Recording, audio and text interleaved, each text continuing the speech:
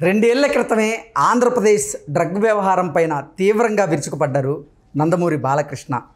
ఈ డ్రగ్స్ వల్ల యువత జీవితాలు చిత్తవుతున్నాయని, తనకు తెలిసిన కుర్రాళ్ళు కూడా డ్రగ్స్కి బానిసై రోడ్ల మీద తిరుగుతున్నారని, అసలు ఈ డ్రగ్స్ వ్యవహారం వెనక రాజకీయ నాయకుల ప్రమేయం ఉందని, ఆంధ్రప్రదేశ్ వైఎస్ఆర్సీపీకి చెందిన పెద్ద తలకాయ హస్తం కూడా ఈ డ్రగ్స్లో ఉంది అంటూ గతంలో బాలకృష్ణ చేసినటువంటి ఒక వీడియో కమెంట్స్ ఇప్పుడు సోషల్ మీడియా వేదికగా ట్రోల్ అవుతున్నటువంటి నేపథ్యంలో ఈ అంశానికి సంబంధించి మనతో మాట్లాడేందుకు ప్రముఖ రాజకీయ విశ్లేషకులు, ప్రముఖ సామాజికవేత్త కృష్ణకుమారి గారు మనతో ఉన్నారు. మేడంతో మాట్లాడదు. మేడం నమస్తే. మేడం నమస్తే.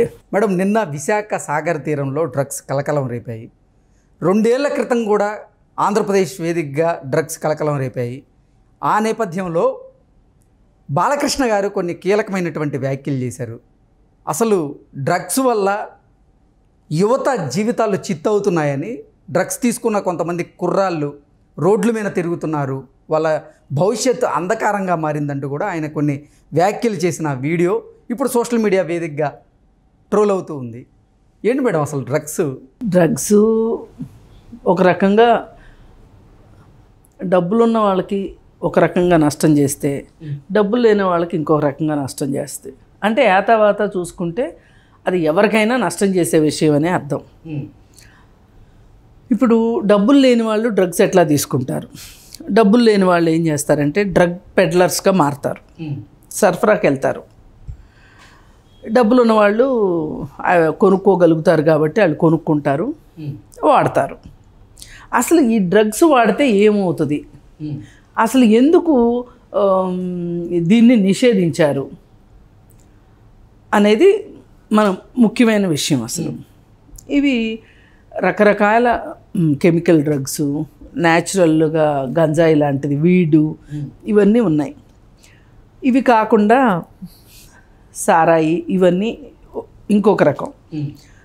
సిగరెట్లు, జర్దా, పాను, ఏదైనా వ్యసనం కాసేపు వాళ్ళని ఒక్కొక్కటి ఒక్కొక్క రకంగా వాళ్ళ మత్తులో ఉంచుతుంది. లేదు అంటే ఒక మానసికమైన తృప్తిని కలిగిస్తుంది, లేదు అంటే ఇప్పుడు జరుగుతున్న పరిస్థితిని మర్చిపోవటానికి, మనసుని నిద్రపుచ్చటానికి, ఇట్లా రకరకాలుగా. అంటే ఇది ఏం చేసినా వాళ్ళు వాస్తవంలో ఉండట్లేదు అని అర్థం. ఇప్పుడు వాస్తవంలో ఉండని వాడు ఎక్కడుంటాడు? ఏదో ఆలోచిస్తూ ఉంటాడు, ఏదో లోకంలో ఉంటాడు. ఇప్పుడు మరి ఏదో లోకంలో ఉండి వాస్తవంలో లేకపోతే అసలు మనం బతుకుబండి ఈడ్చేది ఎట్లా? ఇప్పుడు పిల్లలు చదువుకోవాలి, యువత ఉద్యోగాలు చేసుకోవాలి, వ్యాపారాలు చేసుకోవాలి, వ్యవసాయం చేసుకోవాలి. ఇది కదా జరగాల్సింది. మరి ఇలా జరగకోకుండా పిల్లలకి గంజాయి చాక్లెట్లు అమ్ముతున్నారు స్కూళ్ళకి దగ్గరలో. 10వ తరగతి లోపే హుక్కాకి వెళ్తున్నారు. ఇది కొంచెం డబ్బులు ఉన్న వ్యవహారం అనుకోండి, ఎవరైనా సరే వెళ్తున్నారు. ఇంకా ఆ తర్వాత ఇంకా కొంచెం పెద్ద అయిన తర్వాత గంజాయి, డ్రగ్స్ తీసుకుంటున్నారు. దీనివల్ల వాళ్ళకి మానసికమైన అసమతుల్యత వస్తుంది. ఇప్పుడు మామూలుగా ఏం చెప్తారు అంటే, ఏవో అంటారు కదా, లిక్కర్ ఇంత మోతాదు తీసుకుంటే ఆరోగ్యానికి మంచిది అంటారు. ఆ మోతాదులో ఆగగలిగే వాళ్ళు ఉంటారా? ఈ డ్రగ్స్ అయినా అంతే, ఈ గంజాయి అయినా అంతే. ఆ మోతాదుకు మించి తీసుకోరు అని గ్యారంటీ ఏంటి? అందుకే వాటికి రిస్ట్రిక్షన్స్ ఉంటాయి. ఇప్పుడు మద్యపానానికి లేదనుకోండి, అది వేరే విషయం. ఈ గంజాయికి కానీ డ్రగ్స్కి కానీ ఒక మోతాదు మించి తీసుకుంటే వాళ్ళ ఆరోగ్యం సర్వనాశనం అయిపోతుంది. వాళ్ళు మానసికంగా ఈ లోకంలో ఉండరు, అంటే సౌండ్ మైండ్తో ఉండరు. అప్పుడు వాళ్ళ శక్తి ఏమవుతుంది? ఇప్పుడు యువత అంటే ఇప్పుడు స్కూళ్ళల్లో కూడా డ్రగ్స్ దొరుకుతున్నాయి. అంటే డ్రగ్స్ అనేది ఏంటంటే ఒక రకంగా అసలు అదేంటో తెలుసుకుందాం అనే దీంట్లో మొదలవుతుంది. సిగరెట్లు కూడా అంతే. వేరే వాళ్ళు తాగుతున్నారు, నేను తాగాలి అంటే పీర్ గ్రూప్ అనమాట. అంటే ఒక వయసు పిల్లల మధ్యలో ఉండే ఒక ఉత్సుకత, వాడు తాగుతున్నాడు అంటే వాడు ఏదో స్పెషల్, నేను తాగుదామని. ఇది అయిపోయిన తర్వాత ఈ డ్రగ్స్ వచ్చి చేరుతున్నాయి. ఈ డ్రగ్స్ వాళ్ళు మానసికంగా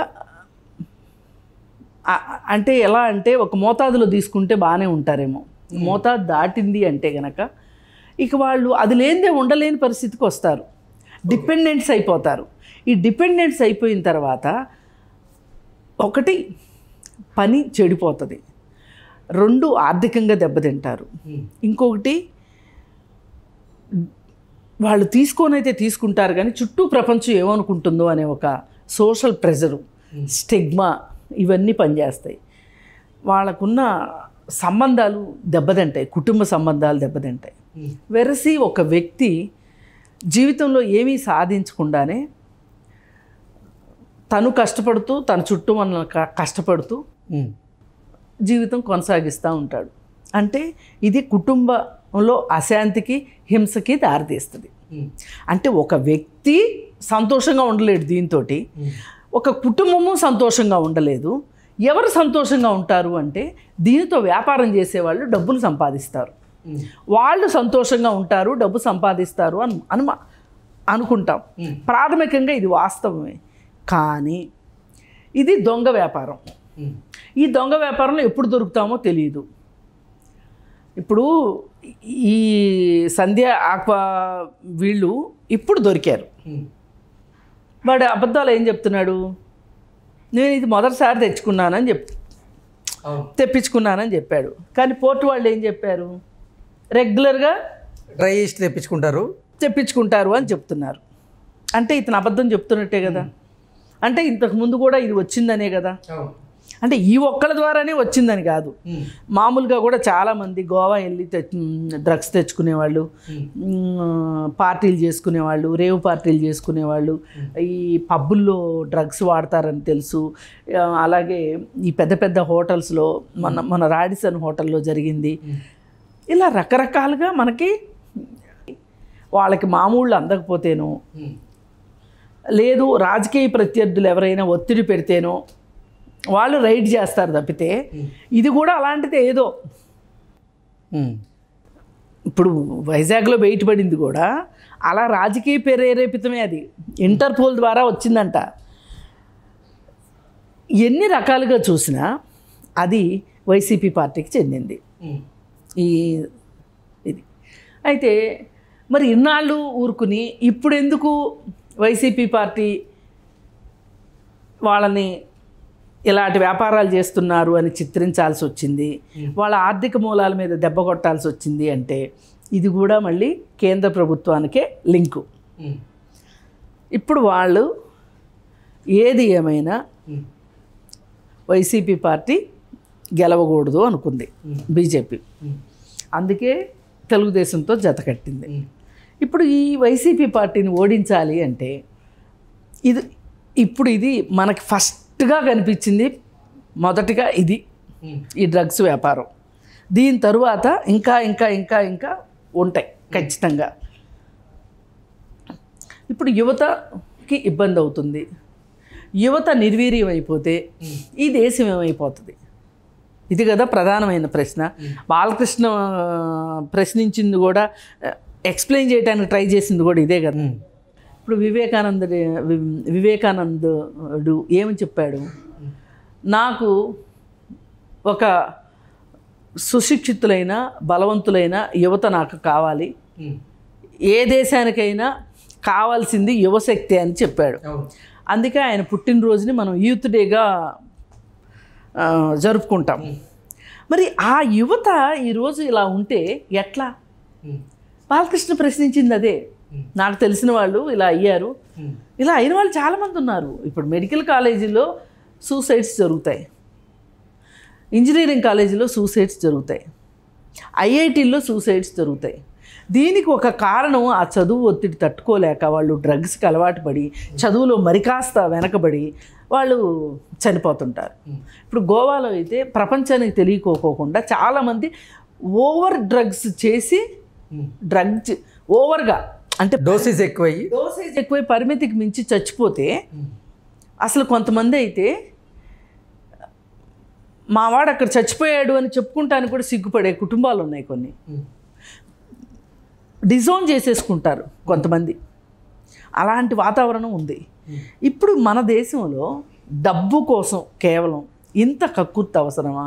వ్యాపారం చెయ్యాలి అనుకుంటే ఇదేనా వ్యాపారం?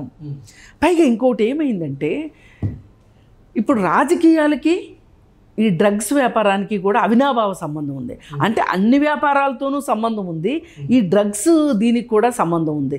ఎందుకంటే ఎక్కువ డబ్బులు దీనిలో ఉంటాయి ఈ బిజినెస్లో. ఇప్పుడు వేరే దేశం నుంచి సపోజ్ 500కు తీసుకొచ్చారనుకోండి, ఇది చీకటి వ్యాపారం. రేట్ ఎంత పెట్టినా అడిగేవాళ్ళు లేడు. అదే వేరే వస్తువులు అనుకోండి, డ్రగ్ కంట్రోల్ వీళ్ళు వస్తారు, ప్రైస్ కంట్రోల్ వాళ్ళు వస్తారు. అంటే ఎంత ధర నిర్ణయించాలి అనే వాళ్ళు వచ్చేసేస్తారు. వచ్చేసి ఇది మీరు ఇంతకు తెచ్చారు, ఇంతకు ఎట్లా అమ్ముతారు అనే ప్రశ్న వస్తుంది. ఇక్కడ అసలు అలాంటి ప్రశ్నే రాదు కదా. 500కు తెచ్చింది 5,000కి అమ్మినా చేయగలిగింది లేదు, 5 లక్షలకు అమ్మినా చేయగలిగింది లేదు, 5 కోట్లకు అమ్మినా చేయగలిగిందే లేదు.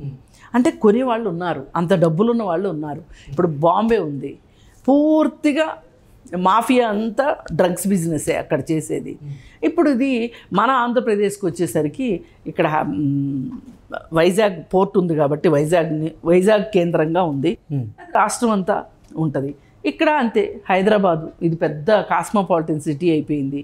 దీనిలో ఈ ఒత్తిడి ఉన్న యువత ఎక్కువైపోయారు ఇవాళ. ప్రభుత్వాలకు కూడా కావాల్సిందేంటి? ఈ యువత నోరు మూసుకుని వాళ్ళు వైట్నర్ తాగుతారా, గంజాయి తాగుతారా, లేదంటే చీప్ లిక్కర్ తాగుతారా, డ్రగ్స్ తీసుకుంటారా, వాళ్ళకి సంబంధం లేదు. వాళ్ళకి కావాల్సింది ఏంటి? మాకు ఉద్యోగం ఇవ్వండి అని అడగకుండా ఉంటే చాలు వాళ్ళని. అంటే ప్రభుత్వాలు కూడా ఒక రకమైన ప్రోత్సాహం ఈ వ్యాపారానికి ఇస్తున్నాయనే మనం చెప్పుకోక తప్పదు. అది ఎంత బాధాకరమైన విషయమైనా అది వాస్తవం. ఇప్పుడు ఈ డ్రగ్స్ వల్ల యువతకి చాలా ఏం చెప్పాలి, అన్యాయం అనండి. వాళ్ళకొక్కళ్ళకే కాదు, కుటుంబాలకు కూడా అన్యాయం జరుగుతుంది. దీనివల్ల మన దేశ ప్రతిష్ట దెబ్బతింటది. పైగా మన దేశ ప్రగతి ఏమైపోవాలి? మన జీడిపి అసలు ఇప్పుడు ఒక పని చేయగలిగిన ఒక యువకుడు డ్రగ్స్ తీసుకొని గదిలోంచి బయటికి రాకోకుండా ఉంటే అసలు మనం అనుకుంటాము వాడేమైపోతాడు, వాడి కుటుంబం ఏమైపోతుంది అనుకున్నాం. కానీ ఒక జాతీయ సంపదకి ఏమవుతుంది అని కూడా ఆలోచించుకుంటే ఈ రాజకీయ నాయకులు ఇలాంటి దందాలు చేయకుండా ఉంటారు. ఈ వ్యాపారస్తులు కూడా రాజకీయ నాయకులు అండ లేకపోతే భయంతోనైనా ఈ వ్యాపారాలు ఆగిపోతాయి. ఇక్కడ మనకు కావాల్సింది ఏంటంటే ఖచ్చితంగా ఈ రాజకీయ నాయకులు వాళ్ళ స్వార్థం కోసం వాళ్ళు, ఈ వ్యాపారస్తులు వాళ్ళ స్వార్థం కోసం వాళ్ళు ఈ వ్యాపారాలు చేసి ఈ దేశాన్ని నాశనం చేస్తున్నారని చెప్పుకోక తప్పదు. ఇదే ఉద్దేశంతో బాలకృష్ణ మాట్లాడడం జరిగింది. దానికి తగ్గట్టు ఇప్పుడు ఇంత పెద్ద డ్రగ్స్ వచ్చాయి అంటే ఇది కనుక దొరకకపోయి ఉంటే ఎంతమంది విద్యార్థుల జీవితాలు అంధకారం అయిపోతాయి. ఇప్పుడు చదువులో వెనకబడిపోతారు. వాళ్ళకి ఏవో కుటుంబాల్లోకి సంబంధించి ఏవో సమస్యలు ఉంటాయి. పేదరికం ఒక కారణం కావచ్చు, లేకపోతే వాళ్ళకి కొంతమందికి ఏంటి అంటే ఆ టీనేజ్ క్రైసిస్ ఒకటి ఉంటుంది. ఆ టీనేజ్ క్రైసిస్లో ఎటువైపు వెళ్ళాలి అని అర్థం కానప్పుడు, ఆ సందిగ్ధంలో ఉన్నప్పుడు ఎవరైనా ఇటు వెళ్ళిన వాళ్ళు ఉన్నారనుకోండి, వాళ్ళు అటు వెళ్ళిపోతారు. వెరసి ఏమవుతుంది? మన యువశక్తి నాశనం అవుతుంది. అది జరగడానికి వీలు. Okay madam, thank you so much. Thank you.